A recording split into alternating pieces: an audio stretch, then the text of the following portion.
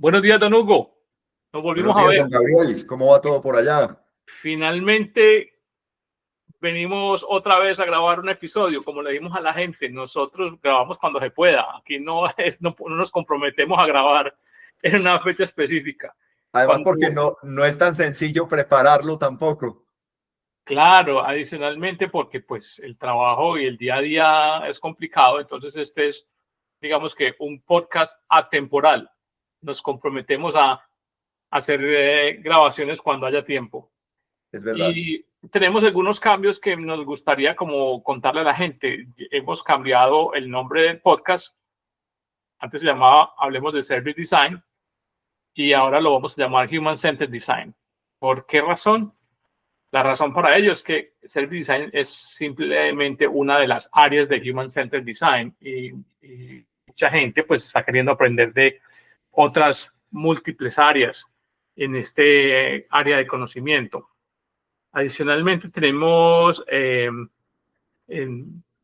nuevos retos, nuevos invitados y posiblemente muy pronto les vamos a avisar les vamos a contar acerca de una nueva alianza que estamos realizando. Que se está cocinando y va a alto vapor. Sí, que se está cocinando y que va a traer bastante beneficio para todos. Va a ser muy interesante esa nueva alianza de un patrocinador potencial para este podcast. Hoy tenemos un tema, Hugo. Bueno, ya como todos saben, yo soy Gabriel Bedoya y me acompaña Hugo Spatal, mi compañero de aventuras. No digamos que somos Batman y Robin, porque eso implica otras cosas, don Hugo. Sí, no. Además, porque habría que decir quién es quién y grave. Total. Entonces, hoy vamos a traer un tema muy complejo, pero es un tema. No digamos complejo, digamos denso, porque requiere profundizar. Sí, es un tema que no se puede tomar a la ligera. No se puede tomar a la ligera y del cual nos preguntan permanentemente los usuarios y los participantes en el podcast. Entonces, Yo creo que era un capítulo al que le estábamos sacando el cuerpo hacía días, precisamente por la conciencia de la densidad y profundidad que puede llegar a tener. de acuerdo, de acuerdo. Además que es un tema muy sensible. Yo quiero hacer una aclaración, es que este no es un podcast para antropólogos. Si usted es un antropólogo, aquí no es.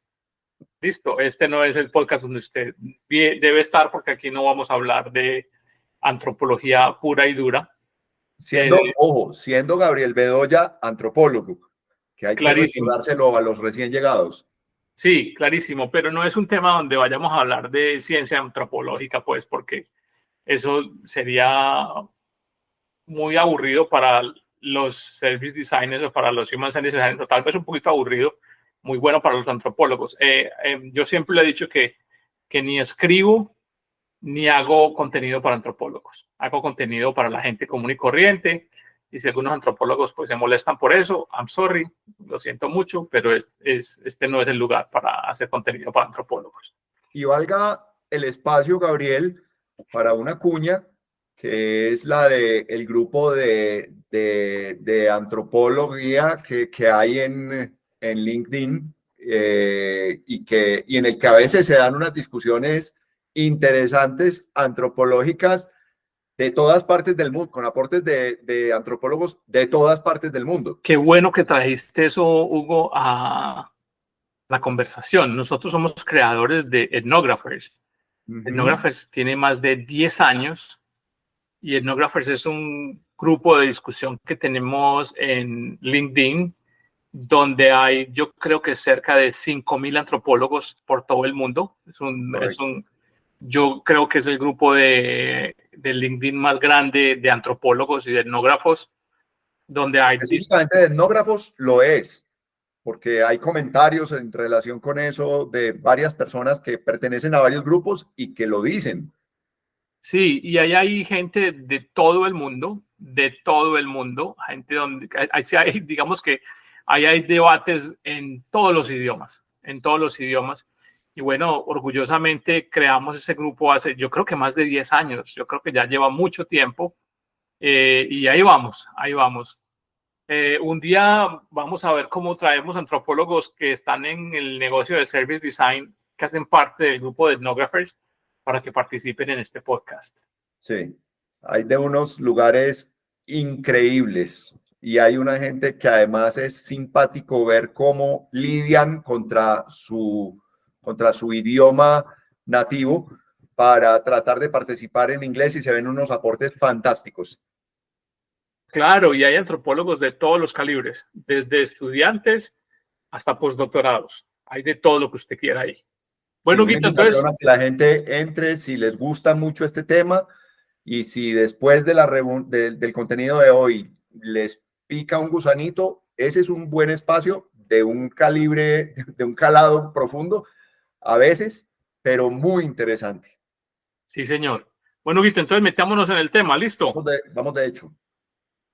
Comencemos entonces con la conversación del día de hoy, donde hoy en Human Centered Design, patrocinado de nuevo la cuña por OneEthno, OneEthno que es la agencia que nos permite hacer este podcast, y ahí les recomendamos visitar las redes sociales de OneEthno y de ir a ver nuestra página web cuando tengan tiempo, si tienen alguna recomendación.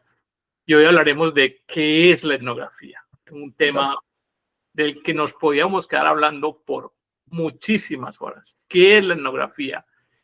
¿Cómo se produce la etnografía? ¿Eso para qué sirve? Eso es un tema que, a pesar de que es un tema que camina en el mundo de los negocios desde hace mucho rato, todavía muchas empresas no lo entienden y todavía digamos que es algo relativamente nuevo en el mundo de los negocios. Y que algunos lo miran con escepticismo. Sí, claro, vamos a verlo durante el contenido Sí, de hoy, el contenido que traemos para el día de hoy. Digamos que hoy en Human Centered Design vamos a hablar de qué es la etnografía, vamos a hacer una pequeña perspectiva histórica bastante complicada, bastante difícil, bastante porque comprimida. sí, bastante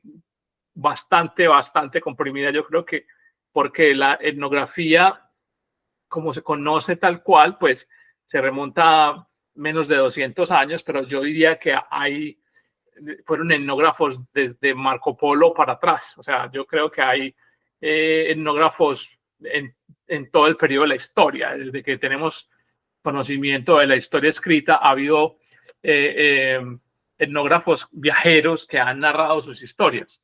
De hecho, en algunos de los capítulos de Vikings se evidencian personas que tenían funciones etnográficas en los distintos pueblos que en varios de los capítulos se visitan. Sí, digamos que la etnografía está muy emparentada con los cronistas, ¿cierto? Los cronistas han estado todo lo largo y ancho de la historia. Entonces, lo que pasa es que hay un debate pues, muy filosófico, si se quiere ver de esa manera, pero pues es un debate que no haremos en este espacio porque pues, aquí nos podemos quedar por los siglos de los siglos. Correcto. Luego vamos a hablar de la transición de la etnografía al mundo de los negocios. Vamos a hablar acerca del método, ¿no?, etnográfico en historia, aquí en Human Centered Design. Vamos a hablar de por qué la etnografía es una herramienta poderosa en Human Centered Design, por qué es tan importante, por qué todas las agencias grandes del mundo, hablemos de IDEO, Idea Couture, Place for Fish, bueno, Rock Design, todas tienen grandes departamentos de etnografía. Hablaremos de la etnografía en acción, ¿cierto? Vamos a poner algunos ejemplitos. Vamos a hablar acerca de los pasos para usar la etnografía en Human Centered Design. ¿Qué hay que hacer para hacer etnografía? Listo. Y 8, finalmente hablaremos de los desafíos de la etnografía en el contexto de Human Centered Design. Siempre, como ustedes saben, al final de este podcast, la conversación, tenemos una sección que ya se ha ido convirtiendo en institución, que es los principios universales del diseño. Correcto.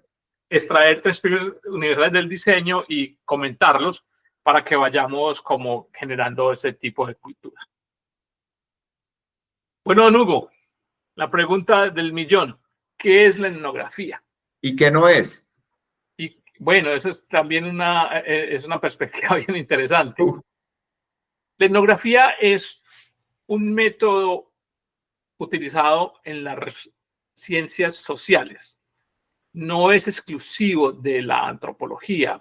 Aunque los etnógrafos están bastante vinculados a la antropología, hay otras áreas de las ciencias sociales que hacen etnografía. Por ejemplo, la sociología, la lingüística, la psicología misma, hacen trabajo etnográfico. Básicamente lo que la etnografía trata de resolver es sumergirse en la realidad, entre comillas, de las comunidades para entender cómo viven, piensan y se comportan las personas en sus entornos cotidianos. La etnografía trata de resolver desde la cultura, que más adelante vamos a hablar qué es la cultura, digamos, que eso creo que todavía han pasado un montón de filósofos tratando de resolver el tema de qué es cultura y todavía no han podido, pero básicamente vamos a abordarlo tangencialmente. La etnografía trata de resolver desde la cultura la complejidad humana y de entender la cultura desde un punto de vista simbólico, de qué significan las cosas para la gente. Hay muchas definiciones, pero básicamente lo que buscamos es entender cómo viven, piensan y se comportan las personas en sus entornos cotidianos. Y implica observar e interactuar con las personas para entender su cultura, sus hábitos y sus experiencias. Hay varias formas de analizar, digamos, que la gente en su contexto. Está lo que se llama la perspectiva ENIC, la perspectiva ETIC, que una básicamente dice que vamos a observarlo desde adentro, vamos a sumergirnos con las personas a entender su cotidianidad, y la perspectiva ETIC y la ETIC que lo mira desde afuera, es decir, situémonos distantes al problema, situémonos distantes tomemos una distancia con el observado. Ajenos. Sí, y vamos a observar qué está, esos comportamientos, qué es lo que se repite, a extraer las recurrencias y a tomar conclusiones a partir de eso. Va mucho más allá, mucho más complejo el tema, porque estamos en todos los campos de semántica, semiótica, lingüística, pero no me voy a meter ahí para que no les vaya a enredar el tema mucho a las personas que queremos que llegue este mensaje, que básicamente a todos los interesados en el Human Centered Design. Listo. Importante decir, Gabriel, y sé que lo vas a profundizar más adelante, pero para que de pronto la gente tenga un poquito de contexto desde ya, y es que cuando se habla de culturas, no necesariamente se habla de culturas de sociedades enteras, sino de incluso de grupos, y es por eso que el proceso de investigación de esas agencias que mencionabas ahorita tiene pues esos equipos de etnografía que son capaces de ir a investigar grupos específicos, cómo es que interactúan los profesores con sus alumnos, y ahí hay toda una etnografía, y podría ser distinta en 2 ciudades o en 2 instituciones, y que desde ya quede claro que cuando se habla de etnografía, aunque podría, creo que sin sentido, eso lo dirás vos que sos más experto que yo en ese tema, aunque se podría abordar en tema de sociedades o grupos realmente muy grandes, lo que se quiere es tratar de caracterizar grupos de interés, grupos de foco muy específicos, y ver, como lo dices claramente, cómo es su entorno y la interacción en ese entorno. Sí, poquito, para que no quede tan abierto. La etnografía se puede hacer. Yo tenía un profesor en la universidad que hablaba de la autoetnografía. Se puede aplicar a uno mismo. Es casi que, mira, que es una práctica budista muy, muy frecuente, el autoobservamiento. ¿Listo? Correcto. ¿Cómo autoobservarse? O sea, la etnografía se puede aplicar desde mi interior y puedo ir expandiendo mi zona de influencia, ir observando mi contexto, hacer una etnografía familiar o una etnografía de la cuadra donde vivo, barrio. Y una etnografía del barrio, y puedes irlo aplicando a un nivel cada vez mayor. Lo que pasa es que eso nos lleva a la reflexión de qué es la cultura, ¿cierto? Para ir metiendo el tema de una vez, la etnografía obviamente es una rama de la antropología, pero muchos nos preguntamos, y me preguntan a mí, cada rato me preguntan, ¿y qué hacen los antropólogos? ¿Qué es lo que hacemos los antropólogos? ¿A qué se dedican los antropólogos? Los antropólogos nos dedicamos a estudiar la cultura como una producción humana. Entonces ahí, claro que bienvenidos todos los antropólogos que me quieran dar garrote y los que se quieran sentir muy ortodoxos y entrarse en todas las discusiones y los debates académicos. Pero en términos generales, la antropología estudia la relación naturaleza-cultura, ¿cierto? Y para muchos autores, muchos investigadores antropólogos, la naturaleza es una construcción cultural. Entonces, la antropología, eso es otra pelea, pero tampoco no voy a detenerme en eso, simplemente eso es una información general. No vamos a entrar. Sí, esto es una información de carácter general. Digamos que la antropología estudia la relación naturaleza-cultura, muy enfocados en la cultura, estudiamos la cultura, entonces a mí, por ejemplo, me dan gases y me dan cólicos cuando yo escucho a la gente hablar de, por ejemplo, Botero es la cultura, ¿cierto? Ya, eso es la cultura. O las pinturas de Picasso son cultura o son la cultura. Entonces ya la representación en un artista de todo lo que es cultura. Pero la cultura en realidad es todo. Todo es cultura. La forma como nosotros damos el café, la forma como preparamos el té, como nos lo bebemos, como nos rascamos las orejas. O sea, la cultura es prácticamente todo lo que hacemos los humanos y que buscamos explicarlo desde un punto de vista simbólico. Entonces estaba diciendo que los humanos somos la única especie provista de cultura. Eso también ya hay un montón de debates, que si los bonobos, que si los animales no tienen cultura. Bueno, eso es otro tema que tampoco lo traeré a esta discusión, pues no aporta para lo que estamos hablando, pero básicamente ahí nos concentramos los antropólogos, en el estudio de esa relación y de entender la cultura como parte, como una ciencia holística o un campo holístico que lo abarca todo. Grosso modo. ¿Listo? Bueno, sigamos. Aquí llegamos a la parte cuchicuchi, Hugo. Entonces, porque cuando queremos hablar de los referentes históricos de la antropología y de la etnografía, ahí comenzamos a meternos en otro montón de problemas. Lo primero que yo quisiera como traer a colación es ¿para qué? ¿Por qué nosotros hablamos de los referentes históricos? ¿Por qué nosotros queremos traer esta gráfica hoy para explicarles a ustedes la relación de la etnografía y la antropología con Human Centered Design? Lo primero es porque todos observamos un problema. Pero a mí no le gustaba la palabra fenómeno, me daba mucha varilla por ella, pero digamos que todos observamos la realidad también relativa, pero observamos, nos aproximamos a una situación a partir de tener unos filtros culturales o unas gafas, las gafas del antropólogo. Hablábamos desde qué perspectiva. Y nosotros todos estamos sumergidos o hemos sido educados con referencia a una escuela de pensamiento. Listo. Aunque no nos lo propongamos y aunque no seamos conscientes. Y eso hay que decir. Y aunque no lo sepamos. Exacto. Y aunque no lo sepamos. Eso está dado y está ahí. Eso es como la línea editorial de las noticias, de los canales de televisión, que tienen una línea editorial. Bueno, las universidades también tienen una línea de pensamiento que está suscrita a unas escuelas de pensamiento o a unas escuelas científicas. Y cuando escuchamos también de las culturas orientales y occidentales, que son radicalmente diferentes en la interpretación de muchísimos fenómenos del mundo y del día a día. De acuerdo. Y entonces esas escuelas de pensamiento, esas escuelas científicas, de cierta manera, van moldeando la forma como vemos y percibimos el mundo.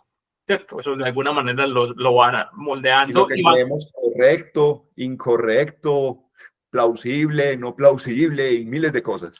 y vamos creando lo que en la antropología nosotros llamamos las cosmogonías, que es una cosmogonía, ¿cierto? Que es lo que formata de alguna manera mi forma de pensar. Es como el sistema operativo.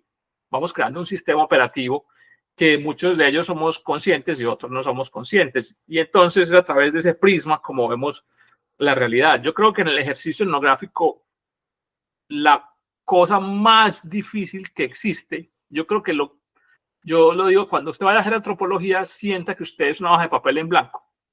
Porque lo más difícil para un antropólogo y para un etnógrafo es de alguna manera bloquear sus filtros culturales. Es cómo hago que sí, cómo hago para que mi formación y mis filtros culturales no entren en conflicto con lo que estoy viendo acerca del observado. Yo voy a poner un ejemplo muy, muy clásico.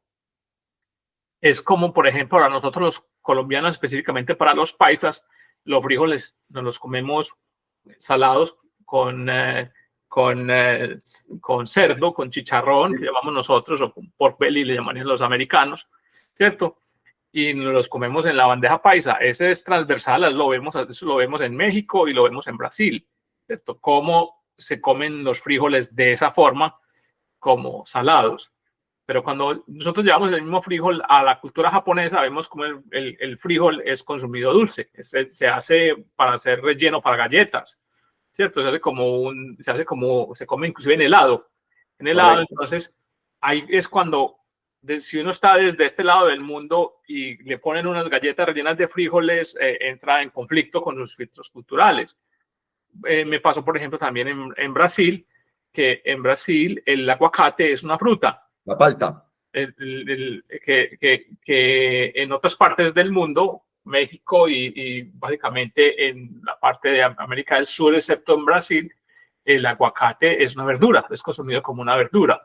Entonces, mientras los mexicanos comen aguacate con cebolla y tomate, con sal y cilantro en forma de guacamole, en Brasil se lo toman con leche condensada dulce. En jugo. Y se lo consumen en jugo. Entonces, ahí entran los filtros culturales a debatirlos. Cuando como a los brasileros, algunos ya no tan común, pero antes un guacamole les producía arcadas y como a una persona, a un mexicano, un jugo de aguacate también le producía su impacto. Su repudio. Entonces, en ocasiones, sí. Eso hace parte todo de los filtros culturales que hemos ido creando a través de las escuelas en las que hemos sido formados.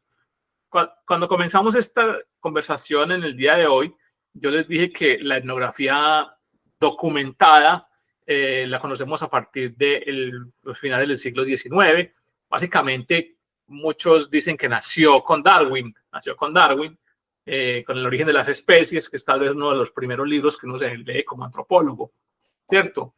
Pero en realidad la etnografía es muchísimo más antigua, es, como lo dije, emparentada con los cronistas, y los cronistas han existido a lo largo y ancho de la historia. Desde los mismos sumerios hay reportes de historias relatadas y contadas por los cronistas sumerios, que de alguna manera son etnografías. Entonces, y además tenían una función específica en las cortes y cerca de las fuentes de poder, para que quedaran registros de los comportamientos y de los porqués de los procesos culturales de la época. Correcto. Entonces, digamos que, como lo decía, que a partir del siglo XIX, pues comienza a surgir una corriente que se llama el evolucionismo, básicamente basada en la teoría de la evolución, y que en el contexto antropológico, existen dos autores que son bastante representativos. Aquí solamente voy a nombrar algunos, porque como les digo, solamente estos referentes históricos daría para hacer todo un curso de antropología, un semestre. Un estudiante de antropología ve esto, yo creo que por ahí en 3 semestres. Toda esta historia que yo estoy contando aquí, que voy a tratar de contar en 5 minutos, o sea que ahí me disculparán que de alguna manera lo cuente a la velocidad de la luz. Sí, haga una compresión de 5 minutos de este tema. Pero digamos que en el siglo XIX pues surge el evolucionismo, que es una forma de entender el mundo, y entonces a medida que uno va entendiendo las escuelas del pensamiento, se va volviendo más crítico, porque comienza uno a vigilar el lenguaje.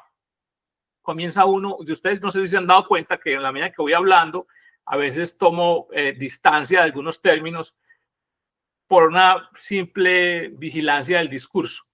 Pero uno va escuchando y va, cuando ve un discurso de un político o ve en un trabajo de campo una persona hablando, diciendo ciertas cosas, va uno notando que es un discurso evolucionista o que es un discurso culturalista, y va uno viendo cómo esa persona ha sido influenciada por estas escuelas de pensamiento. Entonces tenemos el evolucionismo, que básicamente piensa de que las sociedades van de menores estados de evolución a mayores estados de evolución, es decir, que vamos de salvajes a civilizados, o sea, en un término darwinista, que vamos de salvajes hacia civilizados, o de primates al hombre moderno, ¿cierto? Todo visto en una escala de tiempo lineal. Y voy a dejar ahí. Luego pasamos a principios del siglo XX y comienza a aparecer la escuela funcionalista, que fue básicamente, yo no diría que creada, pero uno de los principales participantes en esta escuela son Malinowski, Radcliffe, Brown, dos obras de las que nunca olvidaré en mi vida. Una, Los Argonautas del Pacífico Occidental, que es un libro ladrillo que nos tenemos que leer todos los antropólogos, que es muy bonito, es recomendado para cuando tengan las vacaciones, no tengan nada que hacer. Los Argonautas. Requiere hamaca. Requiere de mucha paciencia, pero Los Argonautas es un libro muy, muy lindo, muy, muy bonito. Y Radcliffe Brown habla de los Nuer. Mientras uno se va a estudiar la Polinesia, el otro se va a estudiar a África, y muestra los relatos, pues, de la tribu de los Nuers, y cuenta, pues, todas las historias de cómo la sociedad Nuer funciona, igual que Malinowski habla de cómo funciona toda la sociedad de la Polinesia. Listo. Entonces, para el funcionalismo, la sociedad funciona como un relojito. Es lo importante en una sociedad, no es su estructura, sino cómo hay unas relaciones funcionales. Cada una de esas partes de ese relojito cumple una función dentro de la sociedad. Bueno, avancemos porque esto va a estar largo y tendido. Luego viene el culturalismo, Franz Boas, Margaret Mead. Yo creo que Margaret Mead es una de las antropólogas, de los clásicos de la antropología. Margaret Mead, que fue la esposa de un antropólogo, biólogo que yo admiro mucho, que escribió un libro que se llama La ecología de la mente. Este hombre se llama, se me olvidó, pero ya me acuerdo cómo se llama este man. Voy metiendo un comercial luego mientras tanto. Sí. Este man se llama, ahora me acuerdo, no importa. Ahora me acuerdo y les cuento. Y básicamente, pues, fundaron la Escuela Culturalista de 1920 y 1930. Y es una escuela que dice, básicamente, habla del relativismo cultural, y dice que la cultura es la que se encarga, como una cultura influye en una sociedad, y es la cultura la que se encarga de desarrollar las organizaciones dentro de la sociedad. Entonces, por ejemplo, uno ve ahí, por ejemplo, los defensores de que los egipcios tenían la cultura más fuerte, y entonces que por esa razón gobernaron y estuvieron 6.000 años en el poder, y bueno, en fin, hay un montón de discusiones al respecto.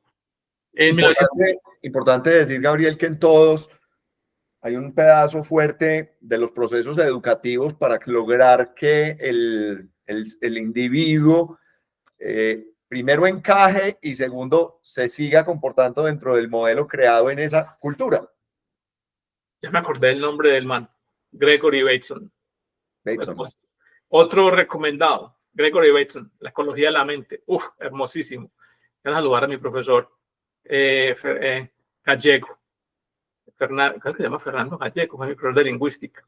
Bueno, como fuera, uno de los que más de las personas en la universidad que más me impactó como estudiante. Te marcó. Me marcó como estudiante, sí. Bueno, sigamos. Entonces, entre 1930 y 1950 comienza a surgir otra escuela, que es el estructuralismo funcional, o el estructural funcionalismo, del cual pues se conocen las obras de Evans Pritchard y de Fortes. Y aquí miramos entonces, lo que miran estos autores es cómo la estructura de la sociedad permite que funcione, ¿cierto? Cómo esa estructura de la sociedad y cómo permite que funcione. Voy a avanzar porque si no, esto va a durar 6 horas. Luego Sí, vamos a ver, en 1940. Tenés un poquito en el estructuralismo que sé que sos fuerte en ese. Me gusta mucho, pero digamos que, bueno, sí, ahorita hablamos de eso. Bueno, entonces, entre 1940 y 1960 surge el materialismo cultural, Marvin Harris, que es otro, todos estos que estamos hablando son súper clásicos de la antropología, ¿cierto? Sí. Y Marvin Harris es básicamente el medio ambiente en el que se desarrollan las sociedades determina cómo van a ser estas. Yo no voy a hablar de exitosas o no exitosas, determina lo que sucede con la sociedad. Entonces entramos a los materialismos culturales, entonces miramos que, por ejemplo, y no solamente habla de la economía, el medio ambiente, sino la tecnología. Entonces, yo ahora, cuando escucho, esta semana estaba escuchando un podcast y entonces estaban hablando y estaban diciendo que era que no había tecnología en las zonas tropicales, ¿cierto? Que no había tecnología en las zonas tropicales y que las sociedades que estaban en las zonas tropicales eran sociedades subdesarrolladas porque no existía tecnología. Entonces pero la pregunta es, ¿cuál tecnología? Es que la gente ahorita simplifica demasiado el concepto de tecnología. Lo ven con los ojos de Silicon Valley y lo ven con los ojos de allá, entonces es un determinismo cultural, ¿cierto? Entonces ahí... A la gente le olvida que el plano inclinado en su momento fue la máxima tecnología. Claro, claro, pero lo que quiero yo traer a colación con esto, Hugo, es como cuando escuchas eso, vienen a mi mente, comienzan a saltar todos estas como alertas, ping, ping, vienen a brincar. Las red flags. Sí, entonces yo decía, sí, pero eso no es verdad, porque si queremos mirar un ejemplo con uno solo, lo importante también es entender que cuando uno construye, es que me acaba de llegar una idea muy bacana que quiero contarles. Normalmente, nosotros somos de teorías totalizantes. Listo. O sea, decimos, si una persona, y eso sí que en marketing sí que lo vemos todos los días, con las encuestas. En etnografía sí que... No, hay que evitarlo. Dejémoslo en el espacio del marketing. Todos los días sí que lo vemos, pero todos los días, en las encuestas, pero así, esos determinismos absolutos. Entonces, no, que el 10% de las personas, póngale más, que el 60% de una encuesta de este estudio se comportaron de esa manera. En consecuencia, el resto de la sociedad debe tener esta tendencia. Ese comportamiento. Y nos damos cuenta que es una teoría totalizante. Y lo que está mostrando hoy en las ciencias sociales, decimos, con uno solo que la niegue es suficiente. Con una sola persona que niegue la Entonces, para hablar del ejemplo que estaba diciendo de lo que escuché en el podcast, que decían que en las sociedades que están en los trópicos no son desarrollo de tecnología, Israel los mata. Total. Israel es uno de los mayores desarrolladores de tecnología del mundo hoy. Y lo han hecho a partir de la necesidad, ¿cierto? Entonces, toda esa teoría de que en los trópicos no se desarrollan tecnología se cae inmediatamente por su peso. Entonces, eso es básicamente una derivación del materialismo cultural. Entre 1950 y 1970 nace el estructuralismo. Y ahí aparece un hombre extremadamente brillante, Claude Lévi-Strauss. Lévi-Strauss es uno de los genios del siglo pasado. Se murió hace poquito se murió Lévi-Strauss, tenía como 100 años. Lévi-Strauss se fue a vivir a Brasil, bueno, pero no me voy a engolosinar porque, como dijo Hugo, ahí te quedas. Sí, me gusta mucho el estructuralismo. Me gusta mucho ese planteamiento porque en las conversaciones que a veces hemos tenido por fuera de cámaras en tantos años, para mí siempre ha quedado la sensación de que, según lo que te he escuchado, este hombre es el que abre la puerta a los temas de las dialécticas que son tantas variaciones posteriores? Para mí, Lévi-Strauss parte la historia de la antropología en dos. Para Gabriel Bedoya, puede que para otros, obviamente. Pero para mí, Lévi-Strauss divide la historia en dos. Porque Lévi-Strauss deja de enfocarse como en la sociedad, en la cultura, como, digamos, como determinantes, y comienza a hablar de la estructura, y comienza a tener una visión más sistemática. Sistemática, sí, vale. Sistemática, muy asociado también a lo que pasaba con Bertalanffy en esa época, más sistemática de la sociedad. Tiene una visión mucho más sistemática. Y con Lévi-Strauss aparece otro genio, pero para mí de los regenios del siglo pasado, que es Noam Chomsky. Y Chomsky, con su teoría, la gramática generativa universal, a mí me voló el cerebro cuando me la leí en la universidad, y tal vez fue uno de los referentes para mí que de alguna manera influyó mucho en mi carrera hasta el día de hoy. Correcto. Chomsky y Lévi-Strauss para mí son, digamos que, parte de los fantásticos. De acuerdo.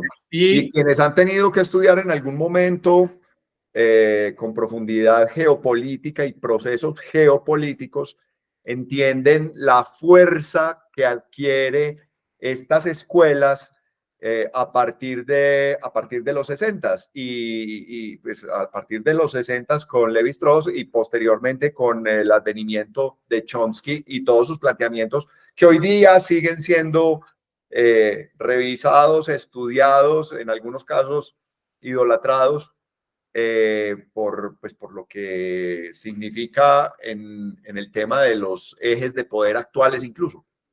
Chomsky es un crítico muy fuerte del sistema político. Total. Yo creo que todavía está vivo, él está en el vivo. Debe tener como 100 años, debe estar ya muy cucho. Pero todavía sigue vivo y todavía sí lo invitan a que participe en actividades académicas, al menos lo estaba hasta hace un mes. Pero lo que la gente debería saber es que gracias a Lévi-Strauss y gracias a Chomsky, hoy tenemos inteligencia artificial y hoy tenemos computadoras que hablan. Gracias a los trabajos de la antropología estructural y de la lingüística chomskiana, hoy tenemos computadoras que hablan y tenemos inteligencia artificial. Eso es ahí. Ve, Hugo, solamente inteligencia artificial en los modelos LLM, o sea, que son los de lenguaje, porque hay otras inteligencias artificiales, pero en los del lenguaje viene desde ahí. Es que podríamos extraer solamente este pedacito de entre 1950 y 1970 de la antropología estructural, de las gramáticas chomskianas, y ahí nos podíamos quedar, de Skinner, nos podíamos quedar hablando, pero un montonón. Pero lo que quiero mostrarles es que, básicamente, el análisis de la lengua permite entender las realidades de las sociedades, analizando la lengua a partir de eso. Y cómo existimos en el discurso. Que hay otro fantástico que no podemos perder de vista, que tal vez lo hablaremos de él en el siguiente periodo, entre 1960 y 1970, que es la teoría del valor del símbolo lingüístico de Ferdinand de Saussure. Ferdinand de Saussure es otro que hablemos de eso, metámonos. Entre 1960 y 1970 está la semiótica. Sí. En la semiótica tenemos a Geertz, a Clifford Geertz y a Turner. Y obviamente está toda la influencia de la escuela de Ferdinand de Saussure, cómo empezamos a entrar a la semiótica y empezamos a entender que las sociedades vibran y entienden y suceden a partir de la eficiencia de los símbolos, cómo los símbolos formatean la cultura, cómo se insertan de un lugar a otro y cambia completamente el significado. Básicamente, para que miremos uno de esos ejemplos, la suástica de los nazis, que correcto, no es un símbolo nazi, sino que es un símbolo budista, que se lo robaron del budismo, lo insertaron en la Alemania nazi y le dieron una interpretación específica para una cultura. Y ahí pues viene todo Goebbels como un genio de las comunicaciones, unos bandidos y unos perversos, pero al mismo tiempo un genio de la propaganda. Entonces aquí comienza como... Porque ahí terminan cogiendo las últimas dos escuelas, y es el lenguaje determina más cuando juego con la simbología en el lenguaje. No, es que aquí se deriva, Hugo, empezamos a ver sería muy bacano que en otro podcast hiciéramos un paralelo, que aquí se me está ocurriendo, entre las escuelas, los referentes históricos de la antropología y la etnografía, y los comparamos con el surgimiento del diseño, de las escuelas de diseño entre 1900 hasta lo que vaya ahora, con el nacimiento de la escuela Bauhaus en Alemania, y vemos cómo se transforma, cómo el diseño se va transformando y cómo ese diseño va reflejando estas escuelas. Exactamente, cómo el diseño va reflejando esto. O sea, cómo... No, al revés, sí. En sentido contrario. Cómo las escuelas de pensamiento se van reflejando en los movimientos de diseño. Uy, eso está muy bacano, eso vamos a hacerlo. Vamos a hacerlo en otra. Pongámoslo ahí, anotémoslo. Porque ese sí que es muy bacano de ver, sobre todo como la Bauhaus, movimiento Bauhaus en la Alemania pre-nazi, es básicamente una demostración del culturalismo de Boas y de Need. Bueno, en fin, sigamos. Que se ven incluso en marcas que hoy prevalecen, pero que cuando uno las analiza en esa época, son tremendamente significativas. Cuando uno, por ejemplo, mira todos los diseños de Hugo Boss en esa época. Claro. Y espero que nuestros nuestra audiencia no está aburriendo mucho con esto, pero esto es extremadamente apasionante porque de aquí derivamos lo que hacemos en el campo. Básicamente lo que hacemos en el campo es traer todo esto, las escuelas, todo este marco teórico, situarnos frente a una situación que queremos observar y empezar a extraer información. Es lo que el observador, lo que el etnógrafo hace. Contrastar lo que está viendo contra unos marcos teóricos que tienen y unas hipótesis preconstruidas basadas en estos marcos teóricos. Bueno, de 1960 a 1980 está el etnométodo, surge la etnometodología, la fenomenología de Garfinkel, y es como estos que empiezan a decir, sí, listo, pero ¿sabe qué? Es que la sociedad no es construida, a pesar de que existen unos actores principales en la sociedad que son referentes, las sociedades son construidas por gente común y corriente. Nos comenzamos a descubrir que la sociedad es desarrollada por gente de carne y hueso. Nos demoramos 12.000 años para llegar aquí, para entender esto. Y entonces las empresas empiezan a entender, es que no son los influencers los que determinan, sino que son la gente que observa ese comportamiento y lo incorpora. Adopta o no, y dependiendo también del nivel de adopción, porque lo personalizan, lo customizan en esa adopción. Empezamos a hablar de los mimics. Bueno, y empieza a aparecer un movimiento que hoy es súper fuerte, que la gente, sobre todo los muchachos, creen que lo crearon ellos, pero no, están equivocados. Y es todo el movimiento meme, que nació por allá en 1984. El movimiento de los memes, sí señores, me están escuchando bien, los memes no nacieron ahora con los teléfonos celulares. Las redes sociales. Sí, nacieron en 1984 y después podemos hablar de ese tema. Bueno, en 1980 aparecen los feministas, en 1970 y 80. La posmodernidad. Pero aquí si en 1960 con el surgimiento del estructuralismo la historia se parte en dos, aquí con la posmodernidad la historia se parte en 1000. La posmodernidad atomiza, yo creo que la modernidad y la posmodernidad son los últimos movimientos donde traemos como un tubo de ciencia más único, por decirlo de alguna manera, sí. o primario, no único, okay, pero sí primario. La ciencia normal que hablaba Kant. ¿cierto? Entonces, venimos como en un tubo de una ciencia normal, y aquí lo que pasa es que se atomiza y se explota, y comienza como entre comillas, si se me permite, si eso se puede considerar de alguna manera válido, el pensamiento libre. O sea, ya las escuelas dejan de suscribirse a una tendencia y comienzan a atomizarse y empiezan a crecer subescuelas, pequeñas escuelitas, ¿cierto? El modelo científico se parte en mil pedazos. Carrileras. En carrileras, no es que se bifurca, el camino sí. se atomiza. Y entonces, ¿por qué? Surge una premisa. La premisa comienza a entrar en crisis la objetividad. Y la pregunta es, ¿qué es la objetividad? Sí, pero es básicamente porque todo el mundo cuestiona lo que todos digan, incluso en la historia. Claro. Y al cuestionar la objetividad también surge otro discurso, que es el cuestionamiento de la realidad. ¿Qué es la realidad? Entonces, la realidad, se dice que la realidad tiene 3 lados: el tuyo, el mío y la realidad in situ, la realidad en sí misma. Y entonces aquí ve uno, por ejemplo, pues los medios de comunicación, que como decía ahora, que están suscritos a narrativas, que también tienen esas tendencias y esas líneas editoriales, comienzan a ser cuestionados, y todo el mundo se cuestiona, y entramos en plena desconfianza. O sea, la objetividad entra en crisis. Ya ahí, yo creo que ahí se parte la historia en múltiples tendencias. No hay objetividad objetiva. Clarísimo. Pero mejor dicho, es que cada una de estas cosas nos podemos quedar conversando mucho rato.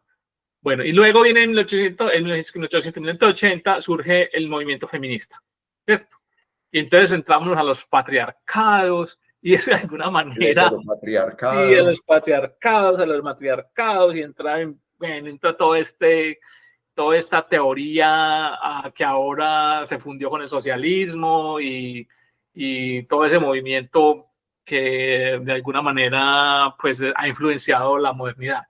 Pero de ahí yo no me quiero meter ahí, además porque es un tema que hiere pisa muchos tobillos, pisa muchos callos, ¿cierto? Correcto. Y en 1990 entonces entramos a la globalización, de los cuales decía que 2 autores importantes en el tema del feminismo son Ortner y Lampert, que son, por supuesto, 2 mujeres.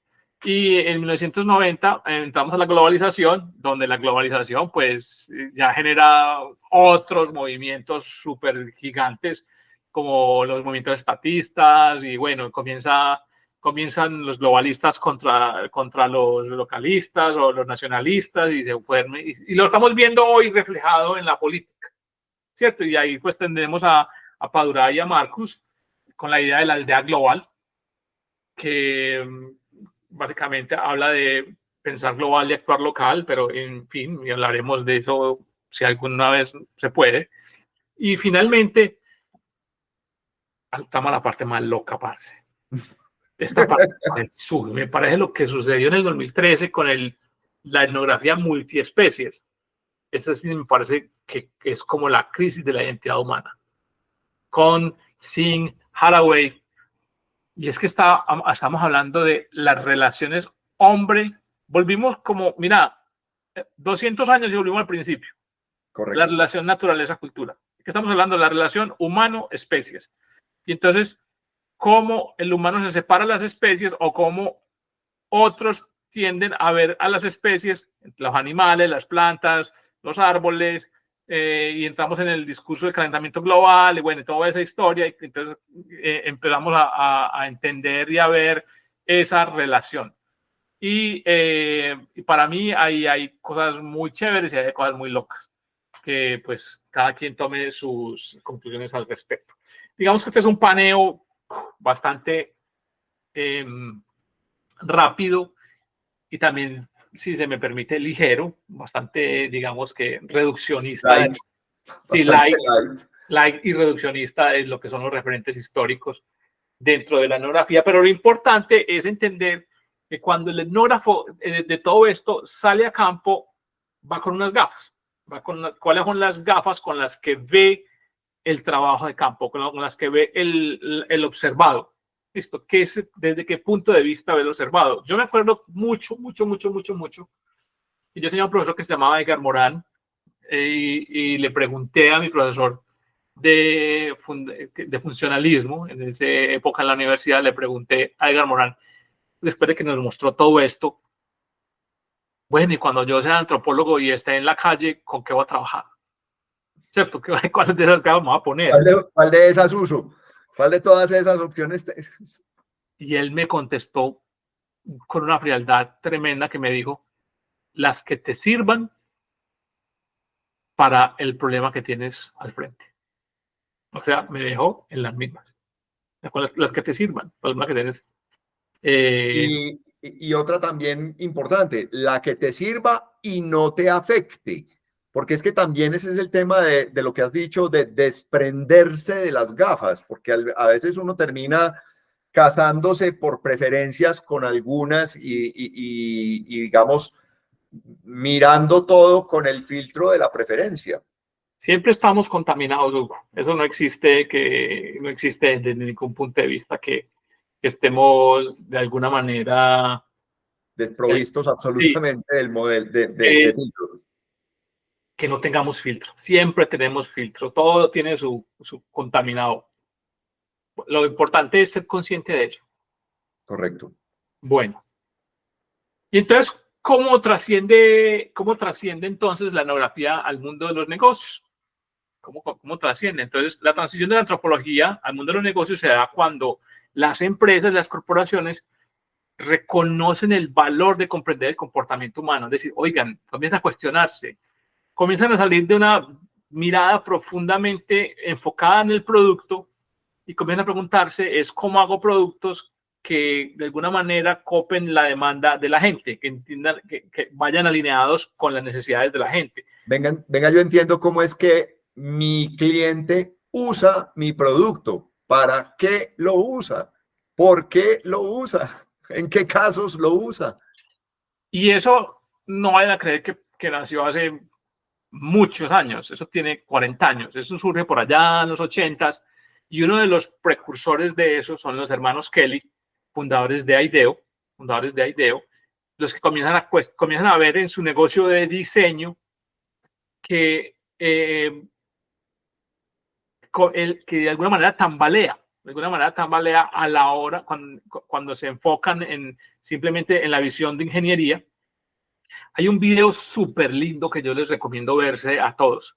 Vamos a dejarlo en la bibliografía, Hugo, Creo que está en el primer podcast que es el discurso de Tom. yo no sé si es de David Kelly, no, es de Tom, sí, de Tom Kelly en el Foro Mundial de Creatividad. En ese, él dice... Está en el primer podcast.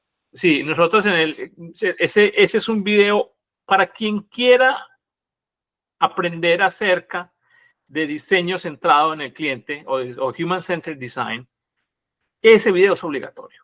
Necesita ver ese video. Y ese video de Tom Kelly donde dice, nosotros venimos, si no lo recuerdo mal, venimos de una industria, los ingenieros, él que es ingeniero, dice, venimos de una industria donde los ingenieros somos súper enfocados en la especificación. Nosotros tomamos una computadora, las características funcionales. Si como una computadora la tiramos al piso, es como se rompe en 1000 pedazos y somos capaces de identificar cada una de las fuerzas que hizo que se rompiera en 1000 pedazos. Pero en lo que nosotros, él parte de una premisa que es muy bonita. Él dice, yo estoy seguro, igual que Tom Kelly, yo, Gabriel Bedoya, también estoy seguro de ello, es que muchos de los que nos escuchan son súper buenos en resolver problemas en las empresas para las que trabajan. Pero la clave del diseño centrado en el humano no es resolver todos los problemas, es saber cuál es el problema que hay que resolver para ganarse el corazón del cliente. ¿Cuál es el problema? El problema cero o el problema X. Lo que nosotros llamamos el problema detrás del problema. Nos pasa siempre que viene siempre. No tenemos un solo caso donde no nos haya sucedido que un cliente viene a pedirnos una cosa, una solución, y terminamos desarrollándole otra, porque no han entendido cuál es el problema que está atrás del problema. Y es ahí entonces, digamos que la fuente donde nace el diseño centrado en el cliente. Para todo el que aspire a ser un service designer, un human centered designer, si no entiende cuál es el verdadero problema que hay que resolver, va a estar siempre diciendo lo que decía mi papá, sacando burro a la hora de hacer un buen servicio, un producto o un servicio. correcto. Que además es una de las premisas que más y es mejor que usted resuelva medianamente el problema correcto que perfectamente el problema incorrecto. Sin duda, sin duda, sin duda. Y entonces aquí vamos a ver como la etnografía en acción. Bueno, y entonces, ¿para qué ha servido esa cosa de la etnografía, cierto? Y aquí hay solamente 7 casitos. Entonces, y rápidamente voy a entrar no los voy a leer uno por uno porque no terminamos nunca, voy a hablar de qué pasó y a qué solución se llegó. Entonces, digamos que el primer caso documentado de etnografía de negocios, el del de Zero Spark, con Lucy Schumann. Y ella, sí. ¿Qué hizo? Ella fue una antropóloga que trabajaba para ceros y que veía que las copiadoras tenían problemas, y lo que hizo fue sentarse a ver la gente usando las copiadoras, más nada. Se sentó seguramente por una esquinita con una libretica de abre campo y empezó a ver cómo la gente usaba las copiadoras. Y de ahí ella empezó, extrajo ideas que permitió generar improvements, mejoras dentro de las copiadoras. Lo mismo está en los casos de Procter & Gamble. Si hay una empresa consumidora de antropólogos en el mundo, esta es una de ellas. Que además fue la primera que mandó masivamente antropólogos a América Latina para ver cómo era que la gente usaba sus productos. Así es. Y hay una historia que yo no sé si será mito, y no sé si será realidad, pero yo la escuché alguna vez de un profesor mío de la universidad, y es que Procter & Gamble mandó a América Latina, sobre todo a Colombia, mandó antropólogos a ver cómo si usábamos desodorante o no. Si usábamos desodorante antes de montar sus campañas para vender desodorantes. Correcto. ¿Qué es lo que usábamos? ¿Qué nos echábamos? Seguramente, pues, como buenos gringos pensábamos que nos echábamos jabón de tierra, o nos untábamos grillos o alguna cosa ahí. Es muy, muy normal que ellos piensen que vivimos en los árboles. ¿Cierto?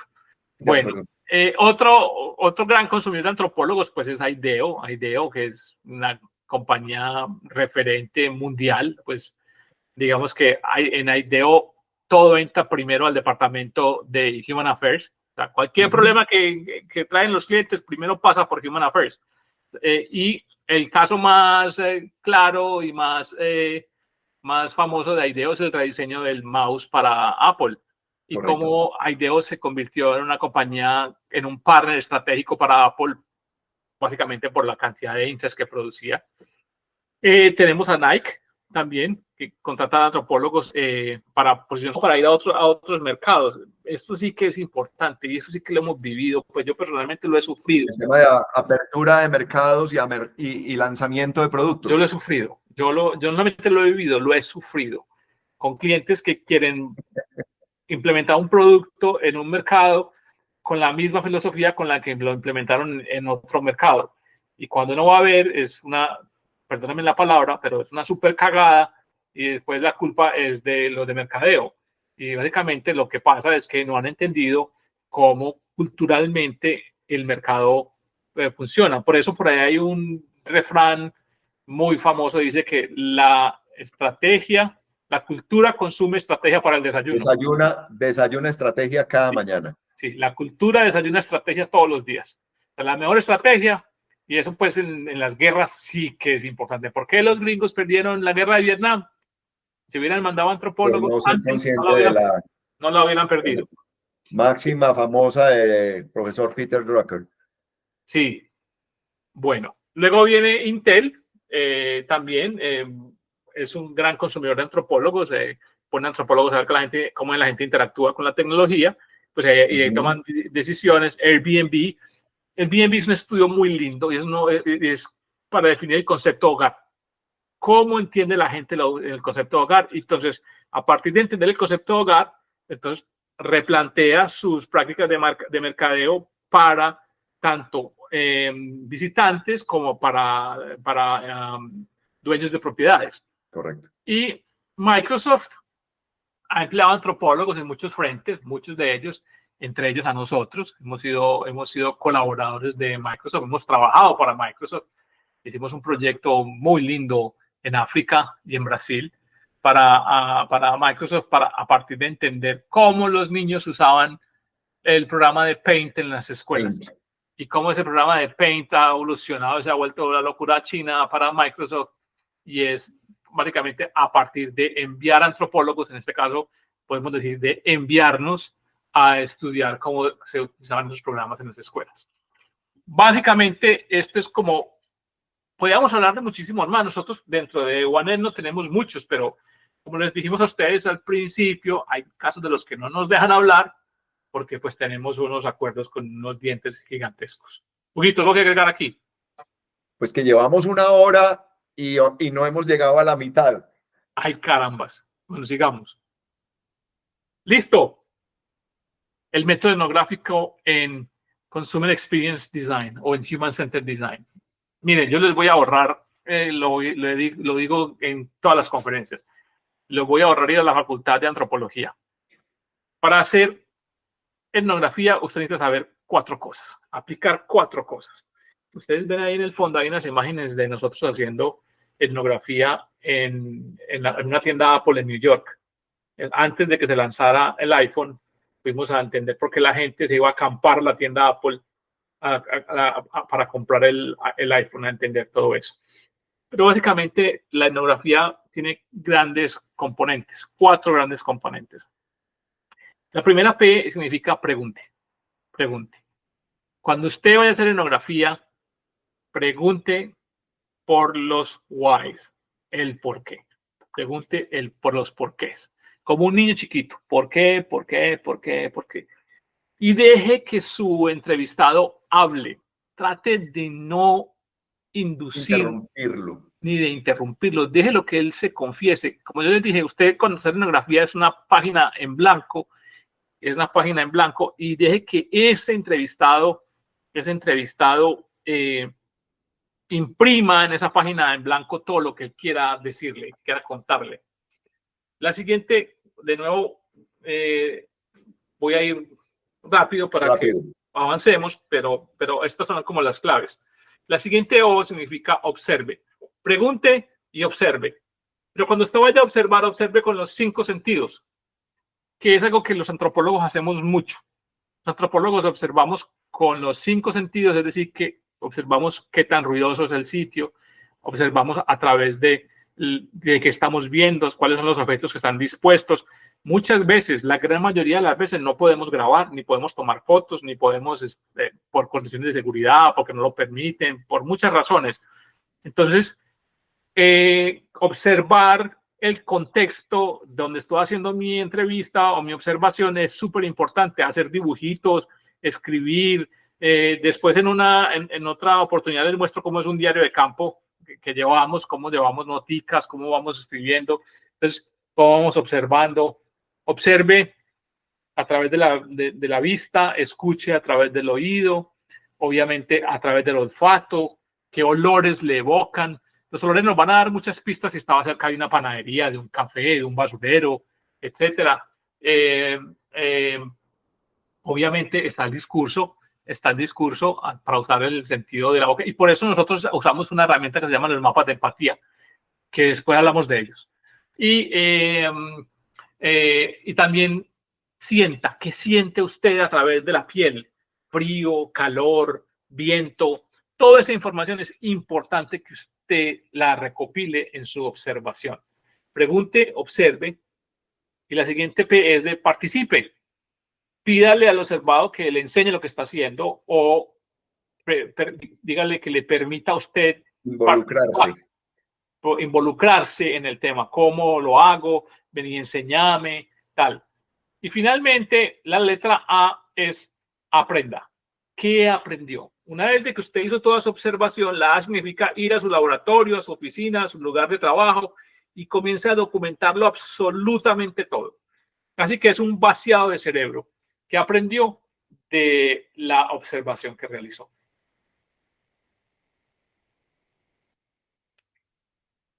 La etnografía es muy importante porque es una herramienta poderosa que nos permite construir productos y servicios a partir de la empatía. Pero no todos sabemos qué es la empatía. Y la empatía es, de cierta manera, relativa. Lo que es empático para mí no puede que sea empático para otro. Entonces, la empatía la podemos entender desde un espectro.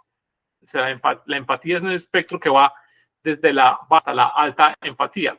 Yo diría que imagínense como la empatía como una bandita elástica, como una bandita que uno estira, ¿cierto?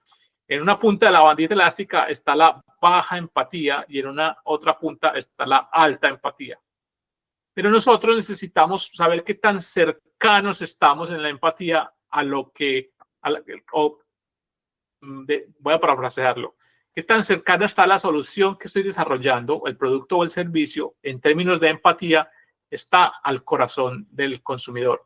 Lo ideal es tener altísima empatía, lo que nosotros llamamos desde la antropología la intimidad. Correcto. ¿Qué tan íntimo soy de ese consumidor? ¿En qué nivel de intimidad puedo estar llegando? ¿A qué nivel de intimidad puedo estar llegando? O simplemente tengo una empatía cognitiva, me conoce, sabe que existo, no le caigo mal, pero soy digamos que un extraño. Como dicen por ahí, al menos estoy en el radar. Estoy en el radar. O digamos que estoy en un nivel de empatía emocional.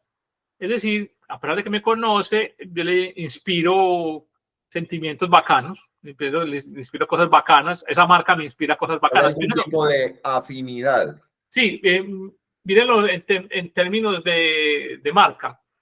Cuando yo tengo una empatía cognitiva, es como, me conoce, sabe que existo, le parezco chévere, ¿cierto? Cuando tengo una empatía emocional, ya hay una cierta vinculación con la marca. La marca me produce emociones bacanas, me produce alegría, ¿cierto? Me produce felicidad, me produce compasión, etc. Luego viene la empatía a nivel del engagement. Esa es una palabra, perdónenme, pero yo no puedo encontrar una palabra en español que traduzca engage. No la conozco, si alguno de ustedes la conoce me la manda, pero yo no puedo encontrar una. Entonces, a nivel de engage, la empatía es cuando ya permite que yo me involucre con esa marca, que yo ya sienta que esa marca es parte de mí. Y ojo, porque en muchísimo material y contenido y hasta literatura utilizan enganche para suplir engage o engagement, pero no tiene la totalidad del concepto porque ya hay más que emocionalidad en el tema. Sí, no le alcanza. Correcto. Y viene la empatía compasiva, es cuando yo ya me sitúo en una posición de compasión, en una posición de, hay otra palabra que es difícil de traducir al español, que es como kindness, es una, ¿cierto? En una posición de yo me cae bien, me gusta, me produce y al mismo tiempo es como placentera para mí, me produce unas sensaciones muy bacanas. Y al final, digamos que el máximo nivel de empatía es cuando yo tengo la intimidad. Cuando tengo la intimidad con esa marca y con ese producto. Listo. Correcto. La etnografía tiene una característica, es que va más allá de los datos. Hay un debate súper grande hoy, y lo vamos a ver enseguida, ¿y qué pasa con la inteligencia artificial? Ahorita vamos a hablar de ese tema. Y digamos que... Y nosotros hemos tenido conversaciones y debates en los últimos proyectos al respecto. De acuerdo. Importante. Bueno, digamos que entonces que a partir de entender la empatía se pueden diseñar productos y servicios con altos niveles de empatía, es decir, casi que llegar a niveles de intimidad con el cliente. Todas las empresas, todas las marcas quisieran ser íntimas, pero algunas entran en la empatía, otras ni siquiera alcanzan a entrar en el espectro de empatía. Correcto. Y ahí hay algo importante también y es el tema de la emocionalidad, Sí, sin duda. que definitivamente la gente siempre habla de las emocionalidades, pero es que hay que entender también que el simple hecho de la percepción ya implica una emocionalidad básica. Y lo que hay es que ver qué tanto realmente logramos crear un espacio en el corazoncito. De acuerdo, de acuerdo. Miremos algunos de los desafíos de la etnografía hoy, en la modernidad. Hoy, actualmente, ¿cuáles son los desafíos más fuertes a los que se enfrenta la etnografía? El Aquí yo te primero voy a de... confesar, aquí yo te voy a confesar que cuando estábamos preparando el material, yo decía, yo hubiera puesto campo de primero y netno de último. no, el primer desafío es la etnografía. Es cómo hacer etnografía en los entornos digitales. Es que cada vez somos más digitales, basta que va a llegar un día en el que no sabemos qué es digital y qué es realidad. Correcto. Vamos a llegar allá, con absoluta certeza. Segundo, es que la etnografía consume muchos recursos, sobre todo... Pero de pronto, brevemente, Gabriel, explicar que la etnografía es una disciplina de la etnografía que se concentra únicamente en recabar información y recabar todos los insumos con base en lo que hay alrededor de la expresión digital de las personas que sí, de las personas que se están analizando, De o de acuerdo. los grupos que se están analizando. Hablemos del tema de recursos. La etnografía consume muchos recursos. Es una práctica que requiere de mucho tiempo. Y hoy en día nosotros lo sufrimos todo el tiempo. Todo el tiempo. Las empresas quieren que hagamos etnografía a la velocidad de la luz y que tengamos resultados rápido. Mm. Y eso a veces es prácticamente imposible. Tercero, está todo el debate ético. Todo el debate ético es siempre proteger, para la etnografía, siempre proteger la privacidad de los observados o de lo que decimos de la gente que nos da información, de los informantes, es prioridad. Nosotros somos súper celosos con eso, súper serios, porque las empresas a veces nos contratan para que hagamos trabajo etnográfico, pero quieren que les revelemos quién dijo qué. Y nosotros eso nunca lo hacemos. Nunca. Nunca echamos al agua a nuestros observados. Protegemos la fuente siempre. Y eso se crea conflictos con los clientes muy Correcto. frecuentes. Y hemos tenido, no uno, muchos, porque nosotros siempre nos reservamos el derecho a proteger la identidad y la privacidad de nuestros clientes, así como de la información. Es como los periodistas, parecido a los periodistas, nosotros no revelamos las fuentes. Luego viene todo el tema de sesgo, ¿cierto? Ya lo discutimos ampliamente. Siempre estamos sesgados por alguna escuela de pensamiento, siempre tenemos nosotros nuestros propios filtros culturales. Otro reto es el acceso. A veces es muy difícil entrar a una comunidad o a un grupo humano. Hay problemas de entorno, de contexto, políticos, de seguridad, bueno, de muchas fuentes. Otro reto para la etnografía es la data. La complejidad de las sociedades modernas, pues, es una cosa súper grande. Hay una tendencia a hacer reduccionismos, a reducirla. Por ejemplo, nosotros hicimos un trabajo muy importante con el viaje del paciente, que hemos hablado muchísimo.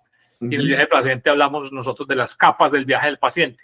¿Cómo son esas capas del viaje del paciente? Entonces, eso básicamente genera una complejidad importante en la data que implica que la gente piense en diferentes niveles. Muy, muy difícil para nuestro trabajo. O la vez que lo hicimos con con los datos del censo de los Estados Unidos, eran toneladas de datos, toneladas literalmente. Y otra cosa ahora es yo creo que esto me va a dar para que me critiquen y me casquen mucho, pero la moda de la inteligencia artificial. Van a decir, pero está retrógrada, pues es como los que decían que el email no va a funcionar y que la internet no. Sí. No, entiéndanme. Cuando yo hablaba de la moda de la inteligencia artificial, es que ya todas las empresas quieren resolver todo con la inteligencia artificial. Quieren que la etnografía la haga uno con ChatGPT. Listo, es la etnografía con ChatGPT. Y un político muy famoso en Colombia que ya nos dejó, decía, la verdadera encuesta es la de carne y hueso. Y yo sigo adhiriéndome a ese tema. Por más inteligencia artificial, la inteligencia artificial es simplemente una herramienta que nos permite de alguna forma analizar data, pero, pero confiar en la inteligencia artificial para hacer un trabajo etnográfico, creo que por ahí no es. No, y más cuando sabemos que la inteligencia artificial en la actualidad, o al menos a la que accede la mayoría de las personas hoy en día, es una inteligencia artificial que utiliza como base de programación, o sea, los datos iniciales de insumo, información que no está correctamente segmentada y especialmente limitada para que represente correctamente a ese universo que queremos estudiar. Entonces, en los casos en los que se quiere aplicar inteligencia artificial para disciplinas masivas no limitadas, es excelente, pero cuando queremos ver cómo se caracteriza bien un grupo cultural, las posibilidades de la inteligencia artificial disponible hoy en día no son tan precisas. De eso sabes mucho vos, Hugo, porque como vos sos data scientist, de eso sabes muchísimo. El octavo reto es las dificultades del lenguaje. Es las traducciones. Esto sí que lo vivimos en Rusia. En Rusia estábamos haciendo trabajo de campo en los hospitales y teníamos una traductora.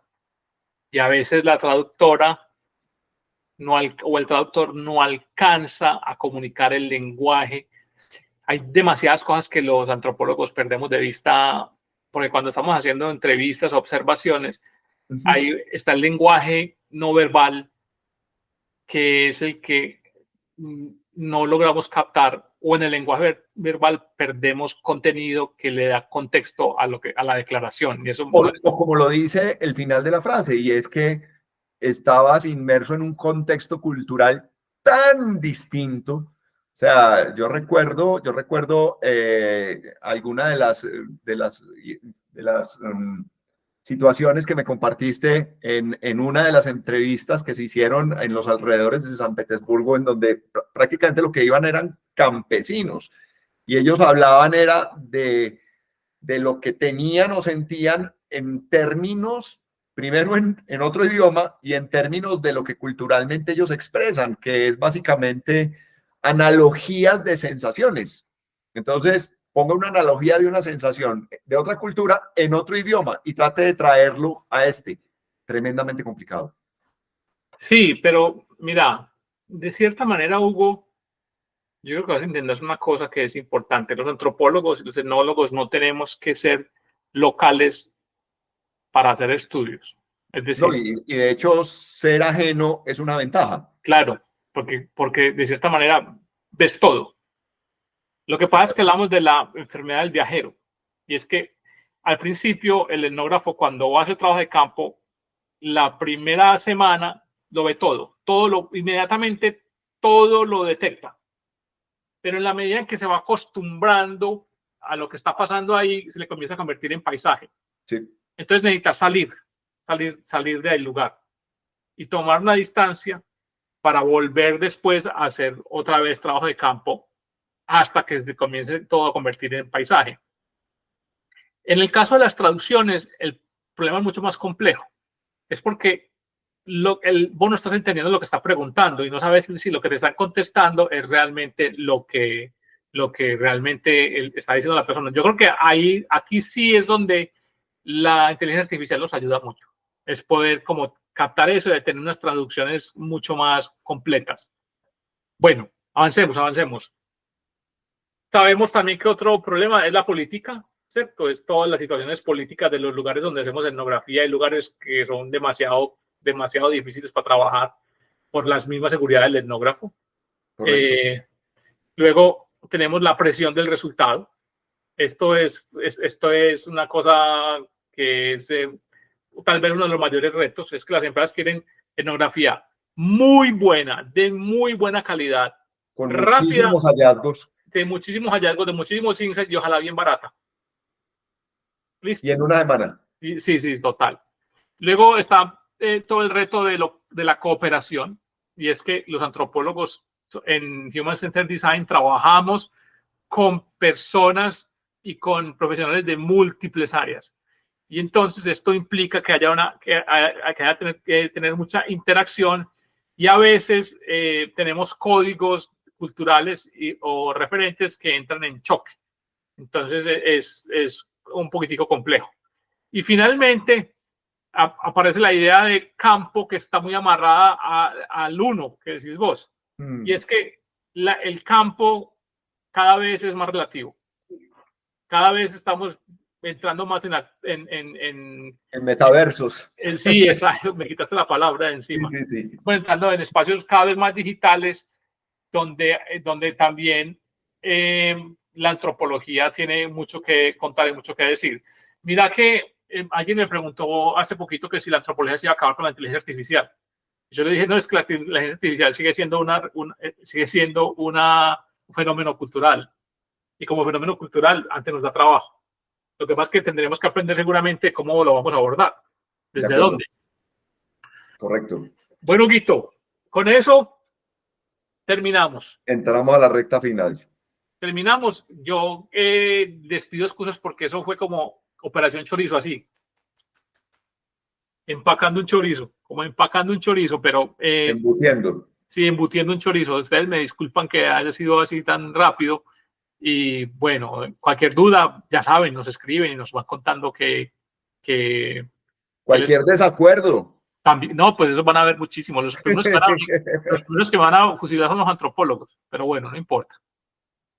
Bueno, hablemos de los principios universales del diseño. Listo. Hemos traído como siempre, 3 principios universales del diseño que tratamos como de ir contándoles para que ustedes como diseñadores los tengan en cuenta. El primero es el principio de affordance, que no hay una palabra en español como affordance, es como que sea pagable. Precisa, sí. Sí, entonces algunos hacen como aptitud, ¿cierto? Se refiere a las propiedades de un objeto o entorno que sugieren cómo se debe utilizar. De alguna manera, affordance es como intuitividad, ¿cierto? Es qué tan intuitivo es ese objeto. ¿Cómo diseñamos a partir de la intuitividad? Entonces, por ejemplo, una manija sugiere que es para jalar, ¿cierto? Mientras que una hendidura o una plaquita sugiere que es para hundir, como un botoncito, que es para hundir. Entonces, eso, digamos que es un principio importante. El principio de la affordance o el principio de la intuitividad. Luego viene el principio de alineación. Este sí que me parece importante. Sí. Y yo como diseñador, cuando veo a un diseñador diseñando sin grid, sin rejilla, comienzo a desconfiar. Ya. A mí me consta eso porque sí. Lo he vivido muchas veces. Sí, yo ya digo, pero ¿cómo es posible que vos diseñes sin rejilla, sin grid? Sin grid. Sin cuadrícula, sí. Sin cuadrícula. ¿Cómo es? Sin guía, sí. Sí. Es la forma como alineamos los objetos para que queden de una forma mejor distribuida dentro del campo visual, ¿cierto? No es un secreto que, por ejemplo, las herramientas de diseño web todas son basadas en rejilla, en tablas, como localizamos la información en las tablas. Como lo he dicho muchísimas veces, usted lo sabe, yo veo a un diseñador diseñando sin rejilla y yo digo, no, esto no está bien, algo está pasando. De los que me da confianza. Sí, total. Y luego tenemos las formas antropomórficas, ¿cierto? Diseñar en formas antropomórficas de alguna manera nos genera confianza, ¿cierto? Le genera empatía. ¿Recuerdan que hablamos de empatía ahora? Hablamos de empatía y hablamos un rato largo de empatía. Bueno, las formas antropomórficas generan empatía en el diseño. El generar empatía... Disposición positiva.